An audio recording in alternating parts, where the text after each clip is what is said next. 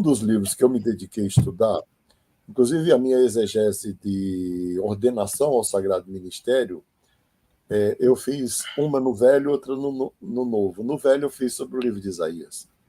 Né? Eu acho que se tem alguém assim que eu considero o cara no Velho Testamento, na história mais recente do Velho Testamento, é Isaías, né? Como profeta, como pessoa e tal. Isaías, o ministério de Isaías, Júlio, durou no mínimo 50 anos.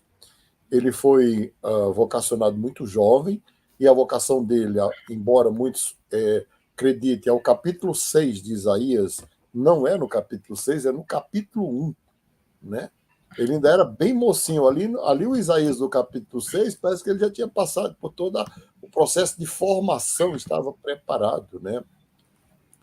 De formas que ele viveu num período em que ele vê passar diante dele algumas guerras, alguns reinos, e ele começa a ver, já a partir das torres de vigia de Jerusalém, pressões militares com, vamos dizer assim, com outros povos acampados se preparando para invadir Israel.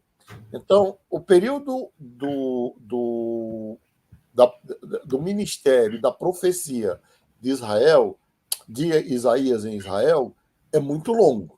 Para aquela época, se a gente considerar que 50 anos ainda hoje é muito longo, eu tenho 57, então 50 anos, quando comecei, se eu contar 50 anos, eu já tinha 17, né?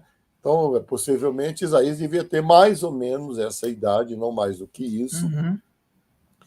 E esse período longo possibilita que Isaías não só compreenda a própria história de Israel, mas a história do mundo antigo, mas que ele faça uma reflexão, que é uma coisa que um jovem profeta, não, como Daniel, por exemplo, não poderia fazer. Precisa viver para poder refletir. Né? Agora, a gente vê assim, um outro aspecto que é pouco conhecido dos cristãos é que Isaías era político. O cargo de Isaías equivaleria hoje ao cargo de primeiro-ministro. Então, quando você pega o Talmud, para nós ele é um profeta, para os judeus, ele tem três importâncias para os judeus do Talmud. O primeiro é profético, claro, ele é um profeta judeu.